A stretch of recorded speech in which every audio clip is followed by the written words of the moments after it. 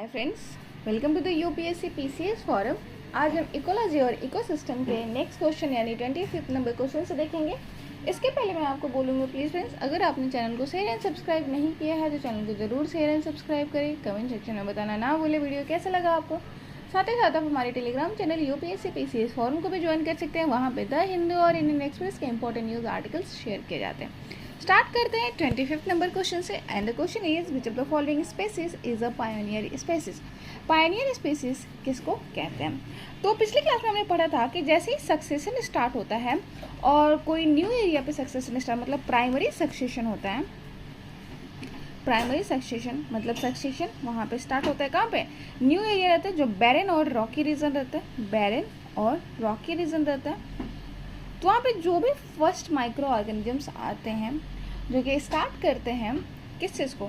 Life को, forest system को, तो उसको हम बोलते हैं प्राइमरी ये पायनियर स्पेसिस। ठीक है, पायनियर स्पेसिस उनको कहा जाता है।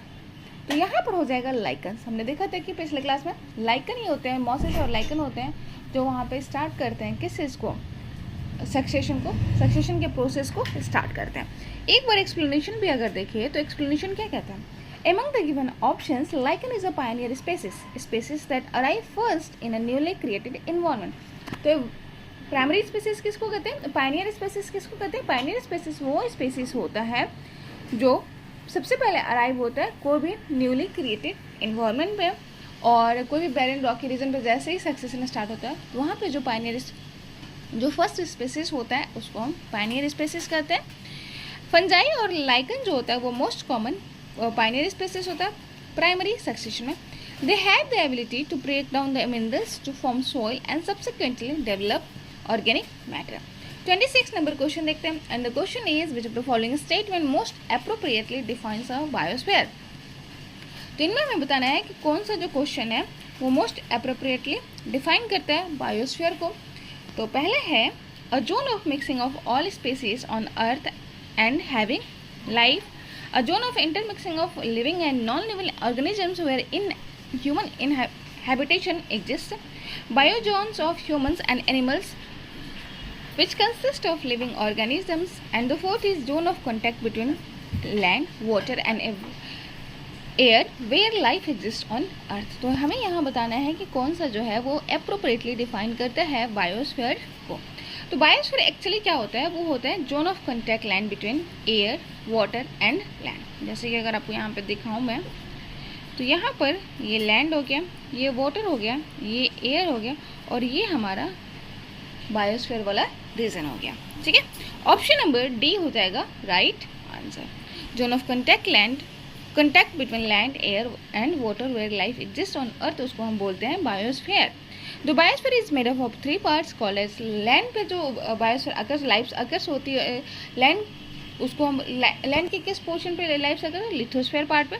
और जो एयर को हम एटमॉस्फेयर बोलते हैं एंड वाटर को हाइड्रोस्फीयर कहते हैं। अगर हम जियोमॉर्फोलॉजी में जाएंगे, जियोमॉर्फोलॉजी में, तो वहाँ पे लिथोस्फीयर क्या इंक्लूड करता है, क्या कंसिस्ट करता है?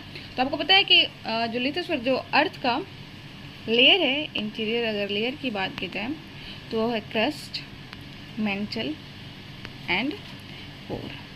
तो क्रस्ट और अपर मेंटल वाला जो पार्ट होता है वो इंक्लूड करता है किस चीज़ का फॉर्मेशन करता है? लिथोस्फीयर। ये आपको ध्यान में रखना है। उसके नीचे होता है एस्थेनोस्फीयर जो कि सेमी प्लास्टिक नेचर का होता है। ठीक है, तो ये सब आपको ध्यान में रखना है। नेक्स्ट क्वेश्चन देखते हैं। 27 नंबर क्वेश्चन है which of the following process results in release of carbon dioxide in the atmosphere. इनमें से कौन सा जो प्रोसेस है वो रिलीज करता है कार्बन डाइऑक्साइड को एटमॉस्फेयर में? पहले यहाँ पे combustion of organic material, second है burning of forest and third is photosynthesis. तो यहाँ पर अगर देखा जाए कौन सा स्टेटमेंट जो है वो करेक्ट है। फोटोसिंथेसिस आप आराम से इजीली एलिमिनेट कर सकते हैं क्योंकि आपको पता है फोटोसिंथेसिस के थ्रू फॉर्मेशन होता है ऑक्सीजन का, यानी ऑक्सीजन रिलीज होता है और कंजम्पशन होता है वहाँ पे कार्बन डाइऑक्साइड्स का। तो फोटोसिंथेसिस को अगर आप एलिमिनेट कर देते हैं तो हमारा आंसर हो जाएगा ऑप्शन नंबर 1 और 2 यानी option number option number C हो जाएगा हमारा right answer. Combustion of organic material and burning of forest can result in release of carbon dioxide in the atmosphere. तो कंबशन ऑफ ऑर्गेनिक मटेरियल और burning of forest क्या create करते हैं, result करते हैं, फॉर्मेशन करते हैं किसका, कार्बन डाइऑक्साइड का एटमोसफेयर में। कंबशन क्या होता है, एक प्रोसेस होता है, प्रोसेस ऑफ बर्निंग होता है of organic compound in oxygen to produce energy. तो क्या होता है, कंबशन एक प्रोसेस होता है जिसमें बर्निंग होता है किसका, ऑर्गेनिक कंपाउंड का ऑक्सीजन के प्रेजेंस में, और ये प्रोड्यूस करते हैं एनर्जी को, कार्बन डाइऑक्साइड को एंड वाटर वेपर को। When trees catch fire during burning of forest fire, the carbon in their timber combines with oxygen to release energy and carbon dioxide। जबकि photosynthesis में ये जो process होता है, photosynthesis सन के presence में, सनलाइट के प्रेजेंस में क्या करते हैं, सनलाइट के प्रेजेंस में वाटर और कार्बन डाइऑक्साइड के प्रेजेंस में जो ऑटोट्रॉप्स होते हैं यानी प्राइमरी प्रोड्यूसर्स जो होते हैं वो अपना फूड का फॉर्मेशन करते हैं और रिलीज करते हैं ऑक्सीजन को। ठीक है, 28 नंबर क्वेश्चन देखते हैं। And the question is which of the following terms describe not only the physical space occupied by an organism but also its functional role in the community of the organism। हमें बताना है यहाँ पे कौन सा statement जो है वो करेक्ट है। तो क्वेश्चन क्या बोल रहा है कि वो कौन सा टर्म जो है वो डिस्क्राइब करता है सिर्फ फिजिकल स्पेस को नहीं, फिजिकल स्पेस को नहीं, उसके उस ऑर्गेनिज्म के फंक्शनल रोल को भी डिफाइन करता है। तो वो होता है आपका इकोलॉजिकल निश। निश जो होता है वो सबका अलग अलग होता है। ठीक है, एक इन्वायरमेंट होता है और इन्वायरमेंट में एक ऐसा प्लेस होता है जिसमें सबका जो निश होता है, सबका जो फंक्शनल रोल होता है विद द इन्वायरमेंट वो डिफरेंट होता है। ठीक है, उसको हम बोलते हैं निश, और ये सबका अलग अलग होता है। तो ऑप्शन नंबर बी हो जाएगा हमारा right answer. Ecological niche describe not only the physical space occupied by an organism but also functional role in the community of the organisms। ठीक है, और ये क्या करती है, ये डिस्टिंग्विश करती है उनके कम्युनिटी से। ठीक है, रियल लाइफ में भी आपको पता है कि हम भले ही फैमिली में मतलब फैमिली में अलग अलग लोग होते हैं और एक ही घर में रहते हैं, लेकिन उनका जो निश होता है, उनका तरीका जो रहता है रहने का, उनका हम डिस्क्राइब कर पाते हैं। अगर हमें डिस्क्रिप्शन दे दें तो वो किसी का इकोलॉजिकल मतलब निश जो होता है, किसी का रहने का तरीका अलग होता है, फंक्शनल रोल जो होता है विद द इन्वायरमेंट अलग होता है, सबका अलग अलग होता है और इस तरीके से वो एक दूसरे से डिस्टिंग्विश्ड होते हैं। ठीक है, डिफ्रेंशिएट होते हैं। तो ऑप्शन नंबर बी हो जाएगा राइट आंसर। एंड इकोटोन क्या होता है, इकोटोन होता है zone of transition between biological, zone of transition होता है दो बायोलॉजिकल कम्युनिटीज के बीच का, जो बायोलॉजिकल कम्युनिटीज के बीच का, when the two collides and merge। तो जब जो दो जो जोन होते हैं वो कोलाइड करते हैं और मर्ज करते हैं। तो जैसे कि अगर मैं आपको एग्जांपल बताऊं तो एग्जांपल में आपको मैंग्रोव जो है वो आपको टेरेस्ट्रियल एंड एक्वेटिक सिस्टम के बीच का जोन देखने को मिलेगा। मैंग्रोव, मार्सीलैंड, एक्चुअली मार्सीलैंड जो भी होते हैं वो टेरेस्ट्रियल और इकोसिस्टम से। और अगर हम बात करें फॉरेस्ट एंड डेजर्ट के बीच में, तो इनके बीच में होते हैं आपको ग्रासलैंड्स और ये भी होते हैं इकोटोन। ये भी ट्रांजिशन जोन होते हैं, ये भी इकोटोन की तरह काम करते हैं। तो इस तरीके से आपको समझ में आ रहा होगा कि इकोटोन जो होता है वो ट्रांजिशन जोन होता है दो डिफरेंट इन्वायरमेंट का, दो डिफरेंट कम्युनिटीज़ के बीच का, बायोलॉजिकल कम्युनिटीज़ के बीच में। क्योंकि आप अगर मैं एग्जांपल दो एक्वेटिक सिस्टम, तो उसके जो कम्युनिटीज़ होंगे वो स्पेसीज होंगे वो अलग होंगे, जो टेरेस्ट्रियल होंगे उनकी स्पेसीज अलग होंगे, और जो मार्सीलैंड होगा उनकी जो स्पेसीज होगी, इनकी कुछ स्पेसीज जो होगी वो कम्प्लीटली डिफरेंट हो गए। ठीक है, तो जैसे मैंग्रोव में आपको देखने को मिलेगा क्या, मैंग्रोव, सुंदरी ट्री। ठीक है, तो ये जो आपको है वो देखने को मिलेगा। Habitat can be defined as a natural environment of an organism, the type of place in which it is natural for it to live and grow. तो हैबिटेट क्या होता है, हैबिटेट ये नेचुरल इन्वायरमेंट होता है किसी ऑर्गेनिज्म का, the type of place on in which it is natural for it to live and grow. तो ये सिंपली क्या होता है, नेचुरल इन्वायरमेंट होता है जहाँ पे जो ऑर्गेनिजम्स होते हैं वो वहाँ पे रहते हैं और ग्रो करते हैं।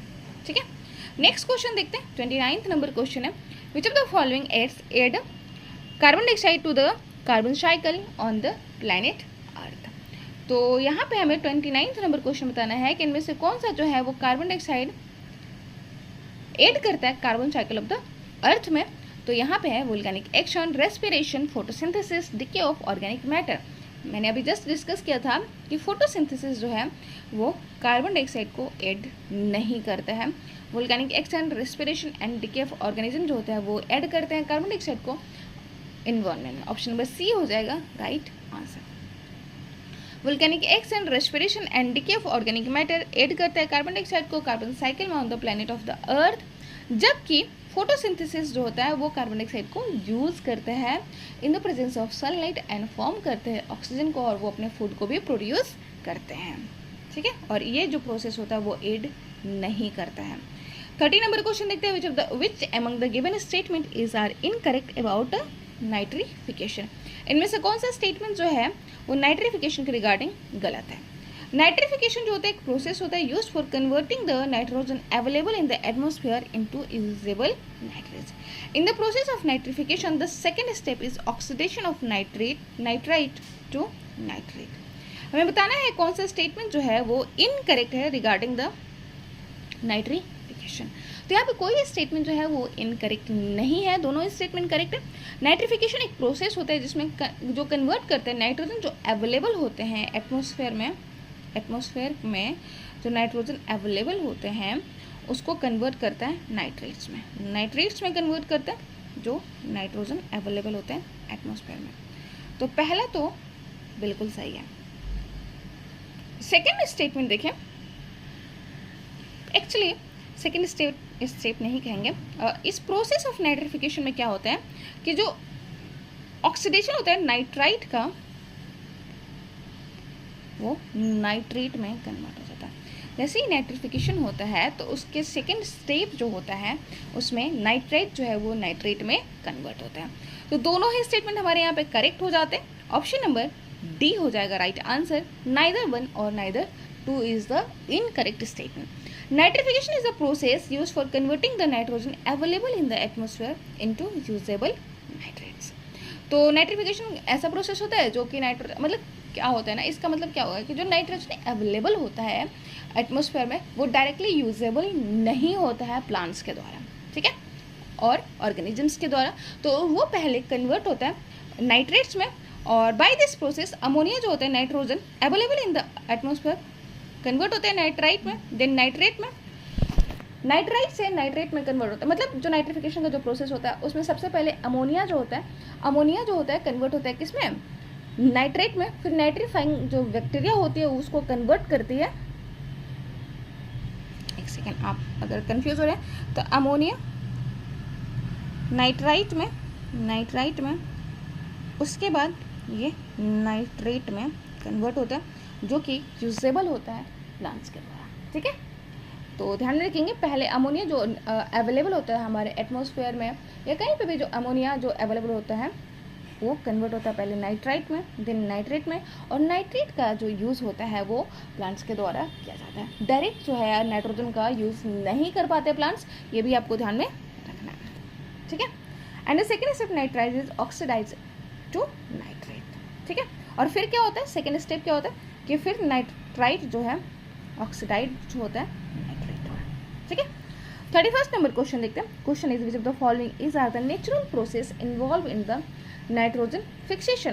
तो इनमें से कौन सा जो है वो नेचुरल प्रोसेस है नाइट्रोजन फिक्सेशन के लिए हमें बताना है। Cosmic radiation, natural lightning, water logging, both A and B. Natural fixation जो होता है यहाँ पे जो ऑप्शन दिया हुआ है उसमें कॉस्मिक रेडिएशन का इंपॉर्टेंट रोल होता है, और नेचुरल लाइटनिंग जो थंडर स्टॉर्म होता है और लाइटनिंग होता है। तो लाइटनिंग का जो प्रोसेस होता है वो हेल्प करता है किसमें, नाइट्रोजन का फिक्सेशन में, ठीक है। और नाइट्रोजन फिक्सेशन इंपॉर्टेंट होता है किसके लिए, प्लांट्स के लिए, ठीक है। ऑप्शन नंबर ए और बी हो जाएगा राइट आंसर, यानी ऑप्शन नंबर डी हो जाएगा हमारा right answer. Cosmic radiation and natural lightning are the natural process involve in the nitrogen fixation. इस प्रोसेस में क्या होता है, नाइट्रोजन गैस जो होता है एटमॉस्फेयर से वो कन्वर्ट होता है डिफरेंट कंपाउंड में और यूज़ होता है प्लांट्स और एनिमल्स के द्वारा। तो अब आपको कंफर्म हो गया होगा कि डायरेक्ट जो प्लांट्स और एनिमल्स होते हैं वो यूज़ नहीं करते हैं किसको, नाइट्रोजन को पहले उसका फिक्सेशन होता है, उसके बाद वो उसका यूज होता है। नाइट्रोजन इज फिक्स्ड और combined in nature as nitric oxide by natural lightning and ultraviolet radiation. 32nd number question देखते हैं, and the question is which of the following statement is are correct about the phosphate cycle. Phosphate cycle के regarding कौन सा statement जो है वो correct है? Gaseous exchange between organisms and environment is almost negligible. Second है, weathering of rocks release phosphates into the soil. Third है, dead organisms or are decomposed by phosphate solubilizing bacteria. And the fourth is all of the above. हमें बताना है यहाँ पे कौन सा statement जो है वो करेक्ट है। हमने देखा था कि फॉस्फेट बायोजियोकेमिकल साइकिल का पिछले क्लास में जब देख रहे थे तो हमने बायोजियोकेमिकल साइकिल जो होता है वो दो टाइप्स का होता है। पहला होता है गैसियस साइकिल, दूसरा था सेडिमेंट्री साइकिल। ठीक है, गैसियस साइकिल में हमने कार्बन साइकिल को देखा था, नाइट्रोजन साइकिल्स को देखा था। सेडिमेंट्री साइकिल में हमने देखा था किसको? फॉस्फेट साइकिल को। ठीक है, फॉस्फेट साइकिल को और सल्फर साइकिल को देखा था, तो सेडिमेंट्री साइकिल क्या होता है? सेडिमेंट्री साइकिल होता है जिसमें गैसियस जो एक्सचेंज होता है ना वो काफ़ी नेग्लिजिबल होता है। आपको पता है कि ऑक्सीजन का कार्बन डाइऑक्साइड का ऑक्सीजन भी गैसेस है, तो फॉस्फोरस साइकिल जो होता है जिसमें गैसेस एक्सचेंज जो होता है वो काफ़ी नेग्लिजिबल होता है।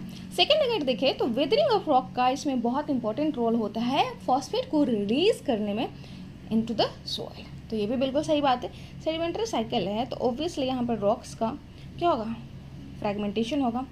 फ्रैगमेंटेशन तो फॉस्फेट जो होगा वो रिलीज होगा आपके किस में? सॉइल में, ये भी बिल्कुल सही बात है। Dead organisms are decomposed by the phosphate solubilizing bacteria, तो डेड ऑर्गेनिज्म जो होता है वो डिकम्पोज होकर फॉस्फेट सोलुबलाइजिंग जो बैक्टीरिया क्या करते हैं उसको जो फॉस्फेट होते हैं डेड ऑर्गेनिज्म से वो रिलीज करते हैं किस में? एनवायरनमेंट में। ठीक है, तो ऑप्शन और ये जो प्रोसेस होता है वो काफ़ी लॉन्ग प्रोसेस होता है, तो ये भी आपको ध्यान रखना है। सेडिमेंट्री प्रोसेस, सेडिमेंट्री साइकिल जो होता है वो लॉन्ग साइकिल होता है in comparison to gaseous cycle. ठीक है, तो ऑप्शन नंबर डी हो जाएगा राइट आंसर। एक बार एक्सप्लेनेशन में देखते हैं। Gaseous exchange between organisms and environment is almost negligible. Much of the phosphorus on earth is tied up in rocks and sedimentary deposit from which it is released by weathering, leaching and mining. Phosphate solubilizing bacteria जो होते हैं वो beneficial होते हैं किसके लिए? Capable of solubilising inorganic phosphorus from insoluble compounds. तो I hope आप लोगों को अच्छा लगा। Thank you so much.